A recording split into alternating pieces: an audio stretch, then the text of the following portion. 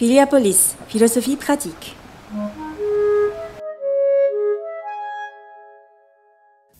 Bonjour à tous, ici Nicolas, et aujourd'hui je vais faire un podcast qui est un petit peu différent de ce que je fais d'habitude, puisque ce ne sera pas un épisode complet, scripté, avec des recherches, etc., mais ce sera plutôt un complément d'information et un retour aussi par rapport aux commentaires que j'ai pu recevoir. Donc ce sera par rapport à l'épisode 31, dans lequel on a parlé de pas mal de choses, mais principalement du mécontentement plus ou moins global par rapport à la société de à peu près tout le monde, et aussi des solutions qu'on pourrait apporter à ce mécontentement pour ne pas simplement avoir à vivre avec, comme c'est le cas à l'heure actuelle.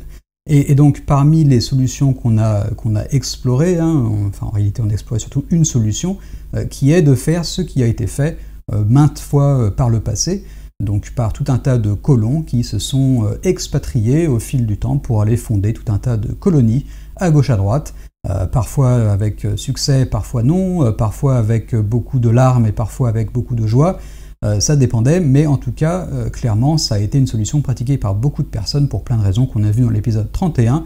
Je vous conseille vraiment d'aller le voir, parce que si vous ne faites pas ça, eh bien évidemment, l'épisode d'aujourd'hui, ou plutôt le commentaire d'aujourd'hui, ne vous dira pas grand-chose, ça c'est sûr.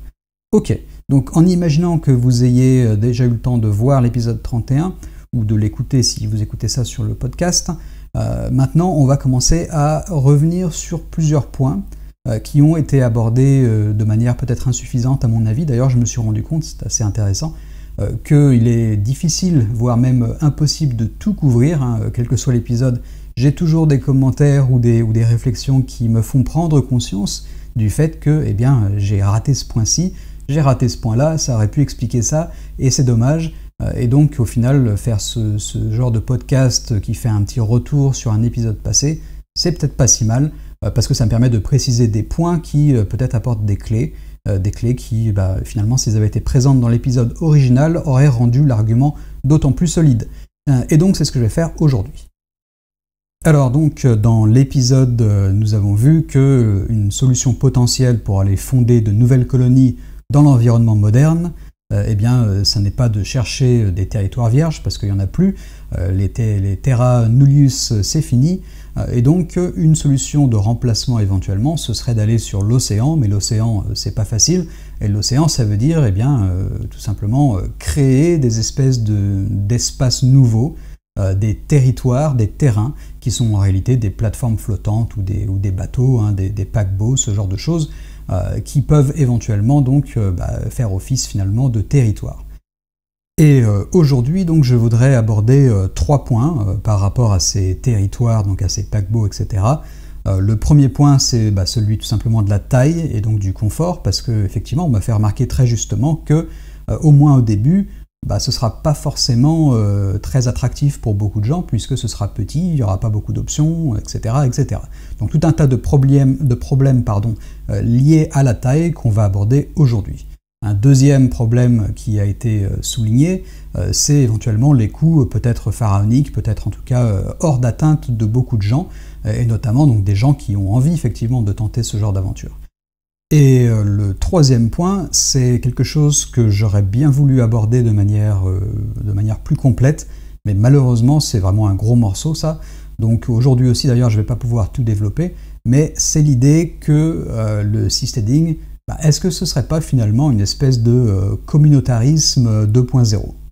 Alors effectivement c'est intéressant, on va en discuter, c'est pas le cas, mais on va développer tout ça. Ok, premier point donc c'est par rapport à la taille et au confort. Alors on me dit que c'est peut-être trop petit, qu'on peut éventuellement avoir un territoire qui n'offre pas suffisamment d'options. Et c'est vrai qu'au début, en tout cas, ce sera fatalement relativement modeste au niveau de la taille, et donc ce sera quelque chose qui sera plutôt orienté, à mon avis, vers les pionniers.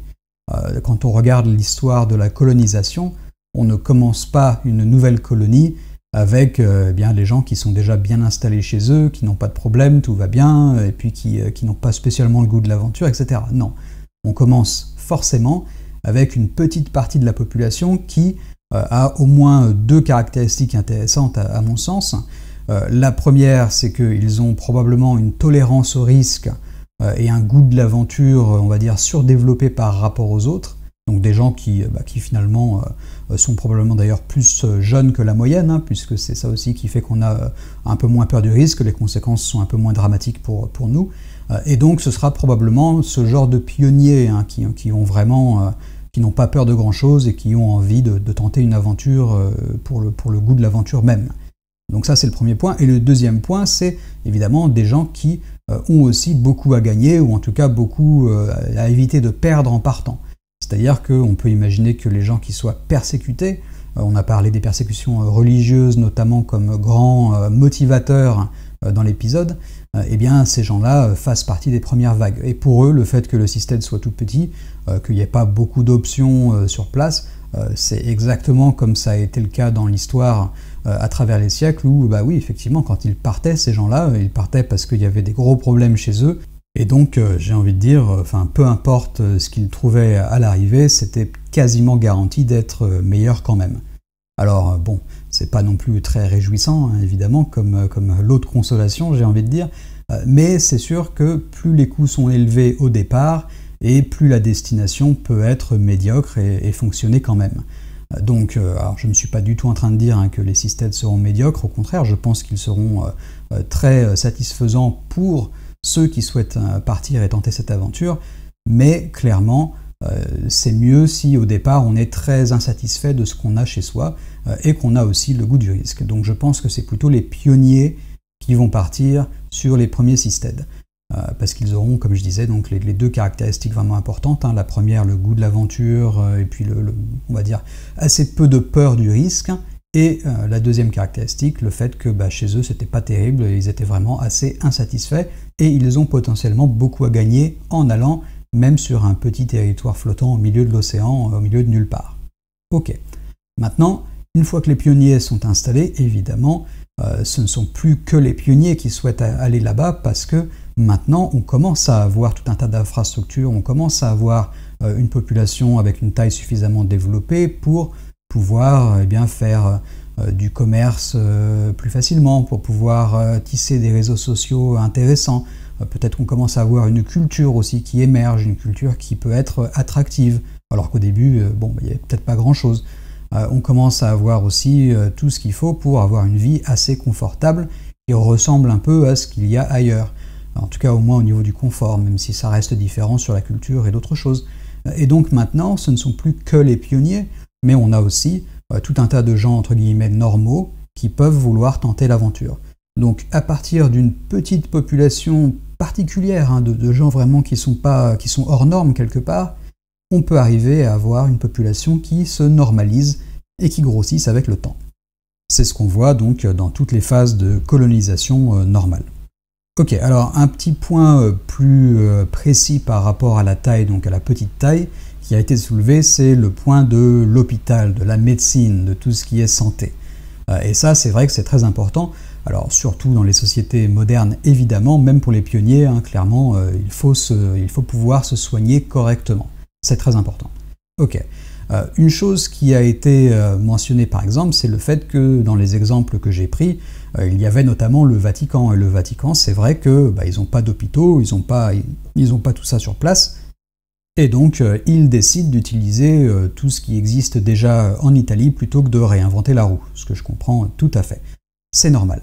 Alors par contre, il faut quand même nuancer un petit peu parce que, par exemple, pour le cas donc, du Vatican, étant en plein centre de la ville de Rome, évidemment, il était beaucoup plus intéressant pour eux de simplement utiliser ce qui existe déjà ailleurs. Et donc, ils mutualisent beaucoup d'infrastructures avec le pays avoisinant qu'est l'Italie, et en l'occurrence la ville de Rome.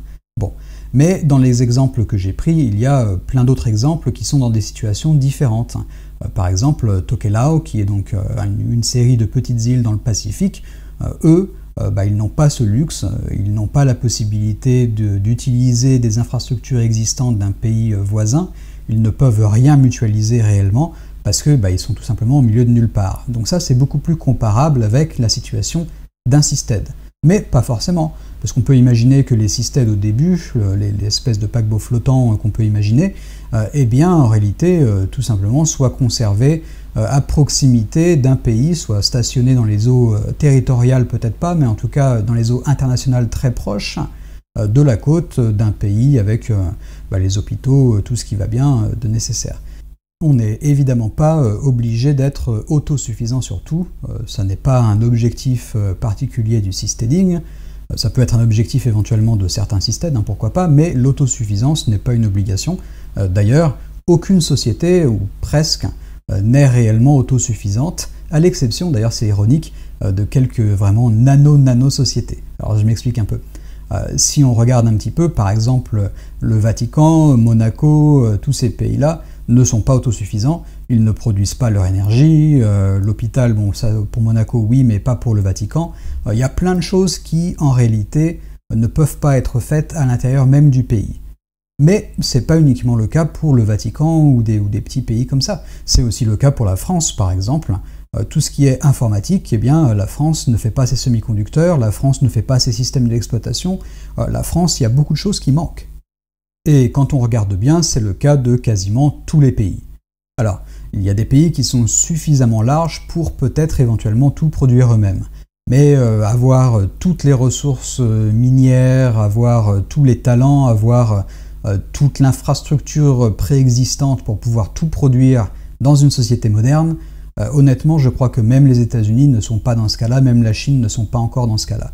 Il y a toujours quelque chose qui manque, et c'est toujours plus intéressant d'utiliser les capacités des voisins pour certaines choses et de conserver seulement d'autres chez soi. Mais évidemment, pour en revenir donc à l'hôpital, la santé c'est crucial, et la santé c'est quelque chose qui doit être disponible assez facilement. Donc c'est un truc qu'on veut en général avoir plus ou moins sous son contrôle, ce qui est logique. Et en ce qui concerne l'hôpital, non, les premiers seasteads n'auront pas d'hôpitaux, ça à mon avis c'est quasi certain. Par contre, on peut imaginer une petite clinique. On peut imaginer aussi le recours à la télémédecine, qui commence à se faire à la fois pour les diagnostics, mais aussi maintenant carrément pour certaines interventions. Même des interventions chirurgicales aussi, c'est pas complètement exclu. Et d'ailleurs, ça se développe toujours de plus en plus. Il est très probable que d'ici 5, 10, 15 ans, on puisse faire une énorme partie des procédures et interventions à distance avec le spécialiste qui soit peut-être dans un hôpital énorme à Paris, mais que les patients, eux, se trouvent très très loin, dans des zones peut-être difficiles d'accès, ou peut-être même pas si jamais ça se généralise. Entre la petite clinique sur place, la télémédecine disponible pour les interventions un peu plus lourdes, un peu plus rares, et aussi la possibilité de se déplacer près des villes côtières qui sont bien équipées, puisque les seasteads sont mobiles, on en a discuté dans l'épisode, eh bien à mon avis, le problème de l'hôpital n'est pas insurmontable, loin de là. Et encore une fois, ce sera évidemment plutôt au début, lorsque la nanosociété est vraiment nano, une affaire de pionniers qui ont moins besoin que la moyenne de recourir au service d'un hôpital. Bon.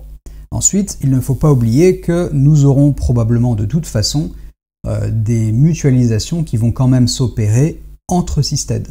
C'est-à-dire que vous pouvez imaginer non pas avoir un paquebot, mais 3, 4, 10, peut-être même avec une plateforme flottante importante au milieu qui soit justement dédiée à la mutualisation de certaines infrastructures.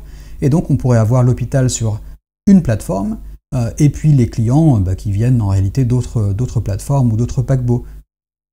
Finalement, c'est un peu répliquer le modèle du Vatican et de l'Italie, où on a l'infrastructure utilisée dans un pays et les patients provenant d'un autre pays.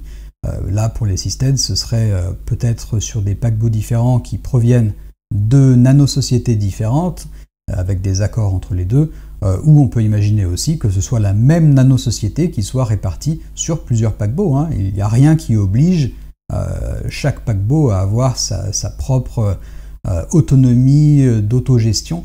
Il est tout à fait possible de décider, nous on aura une espèce de confédération de paquebots flottants, de plateformes flottantes, de tout un tas de nanosociétés qui sont regroupées en réalité en une seule nanosociété, un peu comme chez nous, où on a très souvent un échelon national, puis après des communes. Eh bien ça pourrait être éventuellement pareil là, où on pourrait avoir un espèce d'échelon fédéral, et puis tout un tas de paquebots qui représentent des communes séparées. Là, évidemment, on aurait une taille de nanosociété qui serait plus large que ce qu'on peut imaginer sur un seul paquebot, et en expansion peut-être régulière. Donc assez rapidement, on pourrait avoir une taille suffisante pour avoir au moins une grande clinique et peut-être même un peu plus tard un hôpital. C'est tout à fait envisageable. Mais encore une fois, la télémédecine, tout ça, la mobilité aussi qui permet d'aller dans telle ou telle zone, finalement ça suffit à mon avis largement.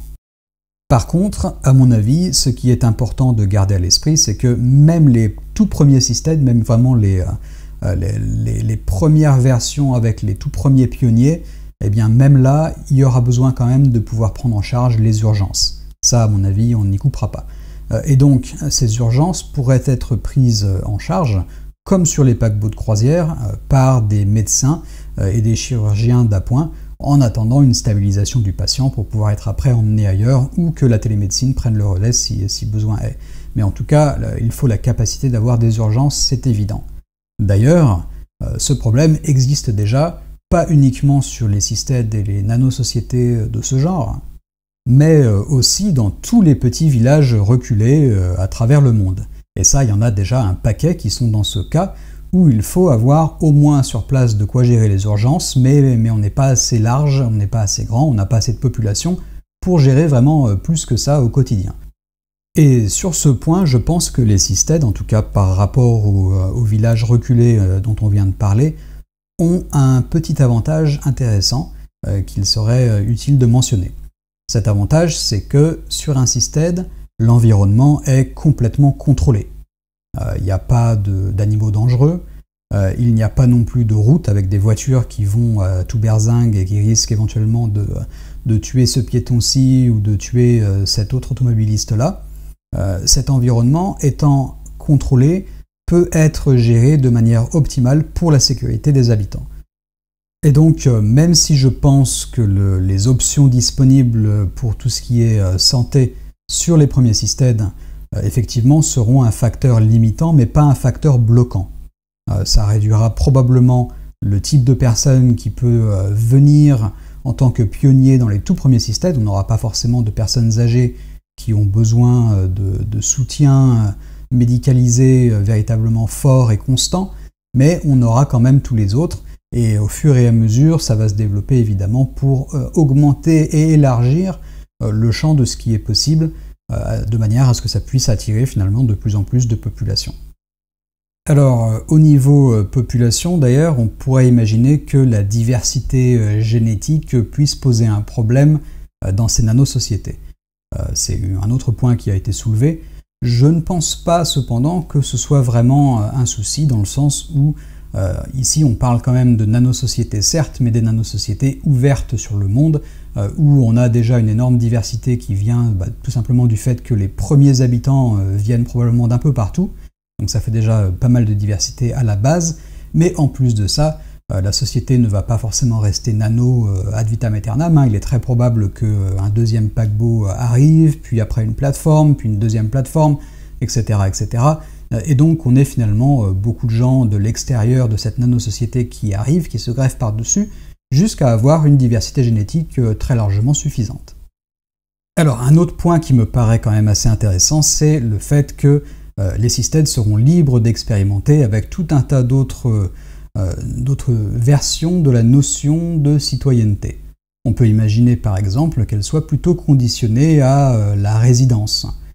C'est-à-dire que plutôt que de dire voilà, donc cette personne est née ici et donc est citoyenne à vie, on pourrait imaginer que ce soit plutôt cette personne habite ici depuis peut-être quelques mois ou quelques années, peu importe, et donc devient automatiquement citoyenne.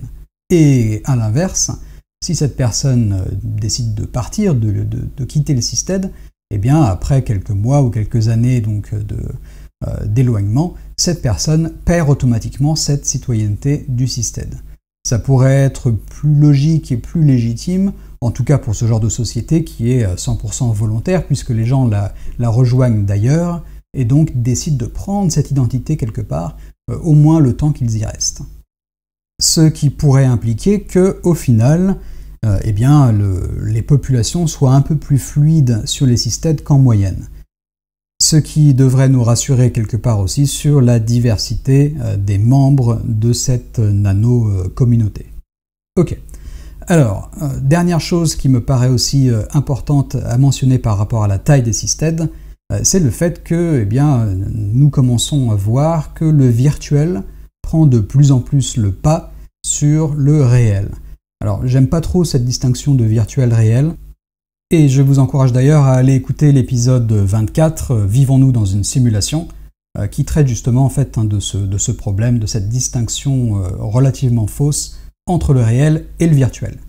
Mais donc pour revenir aux tendances et à l'évolution de notre société vers le virtuel, je pense que pour le coup ça permettra à ces systèmes, même s'ils sont tout petits et avec assez peu d'infrastructures, de quand même pouvoir rivaliser au moins en partie avec des centres de population plus développés. Par exemple, on peut imaginer que pour aller à l'opéra, il n'y ait plus nécessairement besoin de vivre à Paris ou à New York ou à Londres ou je ne sais où, mais qu'il suffise tout simplement de mettre son casque de réalité virtuelle sur son système et d'avoir accès plus ou moins à la même qualité de représentation que quelqu'un qui serait dans l'opéra lui-même. Alors, pas exactement pareil, il y aura peut-être encore quelques différences, par exemple le fait de savoir qu'on n'était pas vraiment là-bas, ça peut faire une petite différence par rapport à celui qui se dit « Ah oui, j'étais dans l'opéra, j'étais vraiment dans ce lieu chargé d'histoire, etc. etc. » Mais même ça, écoutez l'épisode 24 sur la simulation, j'en parle, c'est pas forcément aussi probant que ça, et de toute façon, quand on a 95% de l'effet, c'est pas zéro, quoi, je veux dire, c'est 95%, c'est déjà énorme. Et on peut évidemment imaginer ça pour largement plus que l'opéra.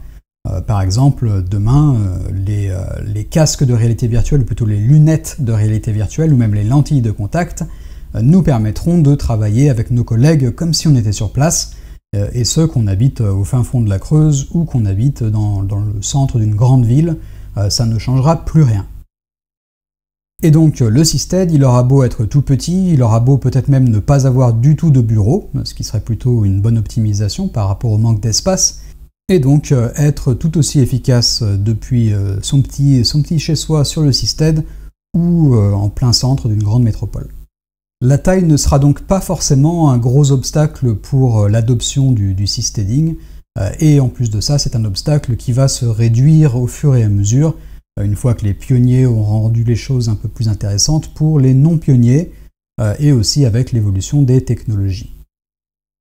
Alors, tout ça c'est bien beau, mais si personne ne peut y aller, ou si en tout cas vous et moi ne pouvons pas y aller, est-ce que ça vaut vraiment le coup de continuer cette discussion ? C'est pourquoi il va falloir qu'on commence à parler sous. Et là, je vous avoue que je ne comprends pas pourquoi j'ai pas inclus ça dans l'épisode lui-même. Honnêtement, le coût des systèmes, et l'aspect pognon de manière générale, c'est quelque chose qui revient tout le temps. Le fait que ce soit uniquement pour les riches, qu'on puisse pas démocratiser ça pour personne d'autre que les 1%, bah oui, c'est vrai que c'est quelque chose qui revient tout le temps, et que pourtant je n'ai pas du tout traité. Mais rassurez-vous, tout ce qui est problématique des coûts, ça c'est vraiment le plat de résistance, le point central sur lequel travaillent toutes les personnes qui sont dans le milieu du systeming, à essayer d'imaginer le genre de structure qu'on pourrait développer pour lancer ces nanosociétés. Évidemment, aujourd'hui, on a déjà tout un tas d'options de disponibles, mais ce sont des options qui ne sont pas spécialement orientées vers le systeming. Quand on pense par exemple aux super yachts, aux méga yachts, en réalité, ce sont des vacances. C'est pas un objet qui est destiné à la création, à la production ou à l'habitat sur la durée. Non, c'est un objet qui est destiné à donner à son propriétaire une espèce de satisfaction temporaire et transitoire sur un lieu de vacances. Ça n'a donc rien à voir. Et en réalité, on ne peut pas trop comparer justement ce genre de méga yacht ou même les paquebots de croisière, ça ne se compare pas à un système, parce que l'objectif est très différent, et donc la conception est très différente. Et donc les coûts sont très différents. À la fois les coûts de construction, mais aussi les coûts d'exploitation. D'ailleurs, dans l'épisode, j'avais fait attention de préciser que ce ne serait pas vraiment des paquebots de croisière, c'était juste pour donner une idée générale du concept, et de ce à quoi ça pourrait ressembler vaguement au tout début. Mais en réalité, la conception est très différente. Sur un paquebot de croisière classique, vous avez tout un tas de décisions qui ont été prises justement par rapport à l'objectif du paquebot de croisière. Quels sont ces objectifs ? C'est simple, c'est d'avoir tout un tas d'options à bord qui ressemble plutôt à un espèce de parc à thème, et un parc à thème en plus mobile, donc qui puisse aller rapidement de port en port. Les gens qui vont sur le paquebot de croisière veulent s'amuser beaucoup avec beaucoup d'excès d'ailleurs sur le paquebot lui-même, mais aussi, une fois arrivé dans tel ou tel port, pouvoir aller faire escale rapidement dans 5 ou 6 ports d'affilée. Et donc tout ça, ça conduit à des décisions qui augmentent très largement les coûts par rapport à ce qu'on ferait pour un Seastead. Par exemple, avoir 5 ou 6 restaurants par personne, ça fait un peu beaucoup. Mettre du marbre partout, c'est pas forcément non plus ce qu'on souhaite. Même chose, le fait de devoir aller rapidement de port en port, ça veut dire qu'il faut des gros moteurs, il faut des gros propulseurs aussi, et tout ça, ça coûte la peau des fesses. Sans parler évidemment de l'équipage qui est largement surdimensionné par rapport à ce qu'on ferait sur un Seastead. Et avec toutes ces dépenses gargantuesques, eh bien, on arrive à peu près, on va dire, à 150 000, 200 000 $ par cabine dans un paquebot assez large. Bon, c'est évidemment cher pour ce que c'est, puisqu'en réalité, on parle de 15 à 20 mètres carrés, un maximum pour ce genre de cabine, et il n'y a pas évidemment tout ce qu'il faut pour vivre. Clairement, c'est une cabine où on ne peut même pas cuisiner, donc c'est un peu compliqué. Et les choix pour un Seastead seraient évidemment très différents, ce qui implique donc des coûts très différents. Par exemple, pour les appartements, forcément, il faudrait que la surface soit un peu plus large. On peut imaginer des apparts plutôt de 30, 60 ou 90 mètres carrés suivant les cas, et ça veut dire forcément que les coûts sont plus importants, pas moins. Mais à l'inverse, on peut faire tout un tas de choix qui en réalité diminuent les coûts. Par exemple, on peut éviter d'utiliser des matériaux de luxe partout. On peut aussi faire en sorte que les espaces publics soient des espaces publics un peu plus classiques. Donc pas 5 restos par habitant, mais plutôt quelques petites guitounes à frites par-ci par-là. Bon, j'exagère évidemment, mais l'idée ce serait d'avoir quelque chose à taille raisonnable pour le nombre d'habitants du Seastead. Si c'est un Seastead qui a 200-300 habitants, il n'y a même pas de quoi faire tourner un resto. Si c'est un Seastead de 500-1000 habitants, peut-être un resto. Si c'est 2000 ou 3000 habitants, là évidemment on peut en avoir plus, mais toujours pas 5 par personne. Mais peut-être aussi qu'il n'y a pas de besoin d'avoir de resto du tout. Peut-être que ce sont en réalité des... je viens chez toi, je suis chef à domicile, donc il n'y a même pas de structure fixe, c'est des traiteurs et puis ça s'arrête là.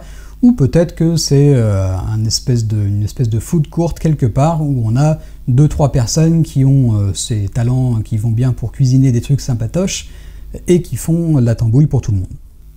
Et ce programme de réduction des coûts, on peut le généraliser à tout ce qu'on trouve normalement sur un paquebot de croisière pour arriver finalement à quelque chose de beaucoup plus raisonnable et qui nous ramène plutôt dans les coûts d'un appartement plus classique sur Terre. C'est-à-dire qu'au final, on est très probablement capable à l'heure actuelle de faire des Seastead pour l'habitation longue durée qui se déplace très lentement, qui ne soit pas complètement démesuré par rapport à ce qui est nécessaire dans un petit village, et on peut avoir tout ça pour finalement à peu près les mêmes prix que ce qu'on aurait sur Terre. Enfin, ce qu'on aurait sur Terre dans la banlieue d'une ville, dans un pays développé quand même, donc c'est pas non plus à la portée de tout le monde, notamment c'est pas tout à fait à la portée par exemple des réfugiés qui eux évidemment auraient beaucoup besoin de ces Seastead, plus que la moyenne d'ailleurs. Mais bon, ça c'est un problème qu'on ne peut pas aborder aujourd'hui. En tout cas, ce qui est certain, c'est que c'est très très loin de l'image qu'on peut avoir parfois des yachts vraiment très chers ou des paquebots de croisière extrêmement chers aussi, qui font que le seasteading serait réservé aux riches. Ce n'est évidemment pas le cas, fort heureusement, sinon ça n'aurait pas d'intérêt. Les riches ont déjà des méga yachts, ils ont attendu personne pour les faire, il n'y a pas de souci pour eux, donc clairement c'est pas du tout intéressant par rapport à ça. Néanmoins, le coût reste quand même l'obstacle majeur. À mon avis, le reste, c'est du pipeau. Clairement, il n'y a pas de souci autre que le coût à mes yeux, mais le coût, ça reste quand même quelque chose qu'il faut baisser. Et d'ailleurs, baisser surtout sur tout ce qui est coût d'exploitation, parce que c'est pas le tout de construire le Seastead, il faut ensuite quand même mettre suffisamment de côté pour pouvoir le maintenir, pour pouvoir s'en occuper, pour pouvoir réparer ce qui casse, pour pouvoir éventuellement prévenir tout ce qui est dégradation, produire l'énergie, enfin toutes ces choses qui font qu'au final, vivre sur la mer, ça reste quand même compliqué et ça reste plus cher que l'équivalent sur Terre. Parce que la construction, effectivement, peut revenir grosso modo au même parce qu'on n'achète pas le terrain. Donc ça, ok. Mais après, c'est pas le tout, hein. Il faut entretenir et faire fonctionner la bête. Et ça, forcément, c'est plus compliqué sur la mer. Donc, il faut là aussi faire un gros effort de réflexion sur l'abaissement des coûts. Et pareil, hein, c'est quelque chose où il y a beaucoup de solutions qui sont à l'étude sur ce point. Mais clairement, il ne faut pas garder en tête l'idée d'un paquebot de croisière, hein. C'est absolument pas ce genre de coût d'exploitation du tout.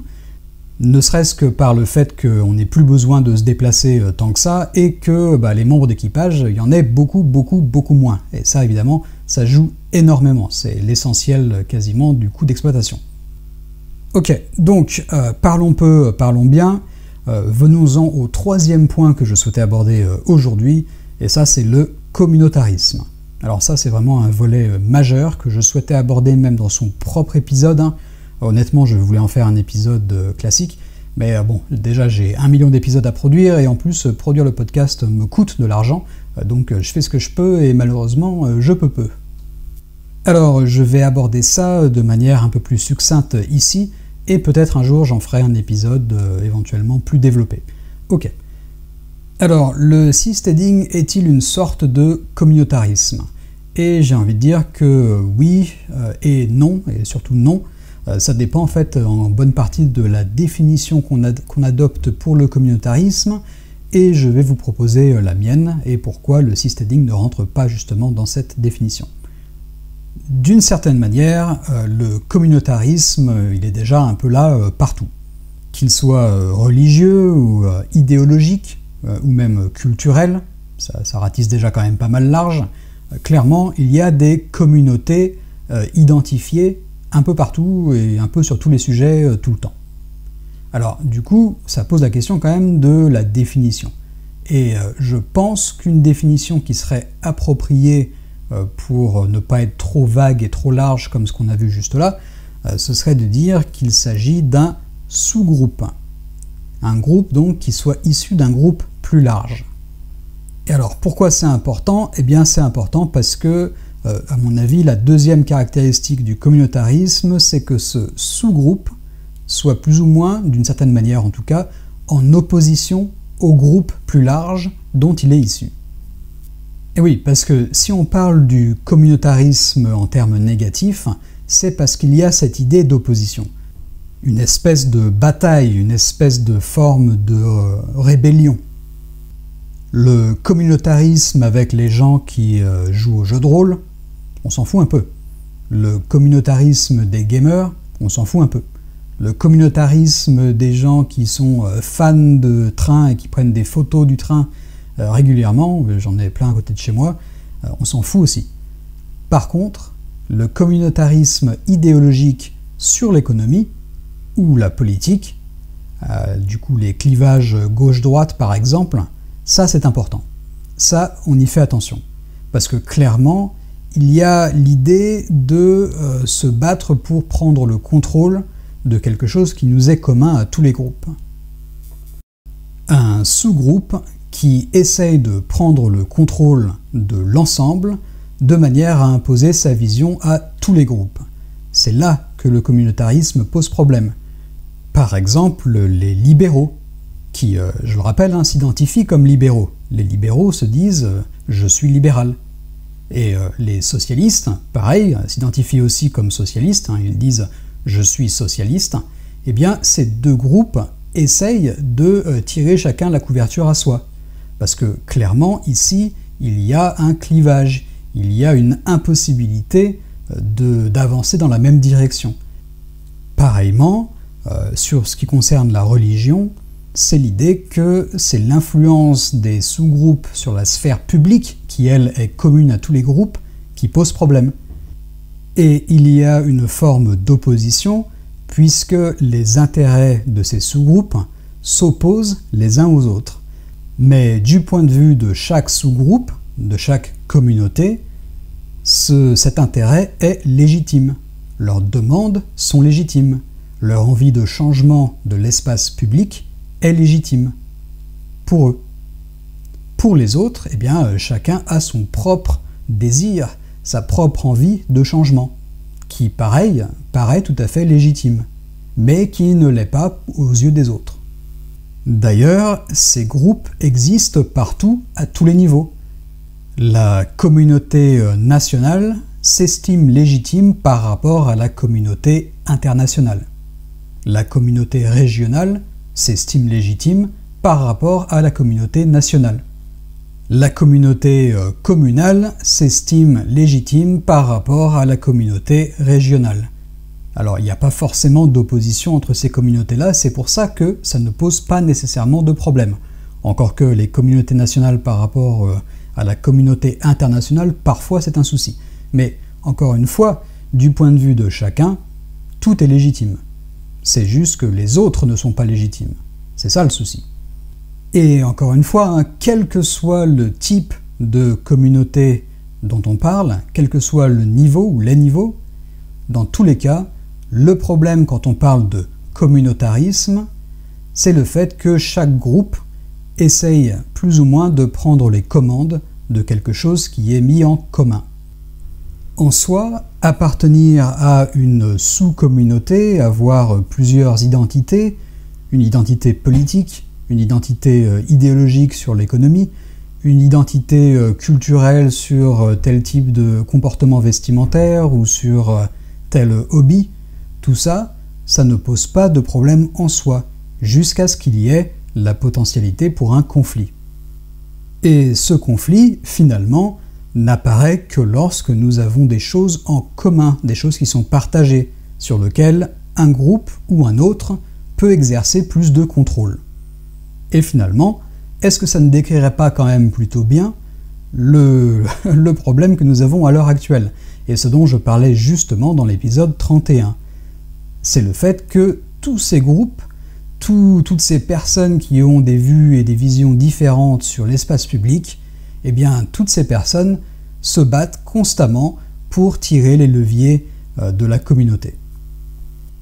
Ce qui implique donc que l'on forme des sous-communautés pour pouvoir avoir plus de poids, plus de force, et que chaque sous-communauté, eh bien, ne se fasse pas confiance les unes aux autres.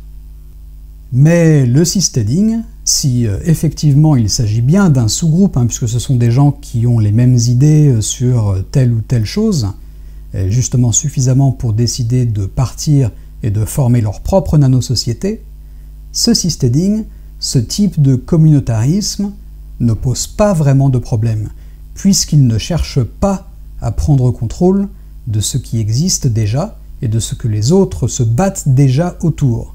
Non, non, non, ce seasteading-là, c'est justement la solution au communautarisme qui nous pose problème. Plutôt que de se battre, plutôt que d'essayer de tirer la couverture à soi aux dépens des autres sous-groupes, eh bien, les seasteaders, les gens qui veulent faire du seasteading, qui veulent tenter leur aventure sur les mers en créant leur propre nano-société, ces gens-là font le choix conscient de ne plus se battre, de ne plus essayer de s'approprier la chose commune, la res publica, mais au contraire de partir, de quitter cet environnement de bataille permanente et de tenter leur propre aventure séparément, sans embêter aucune autre communauté.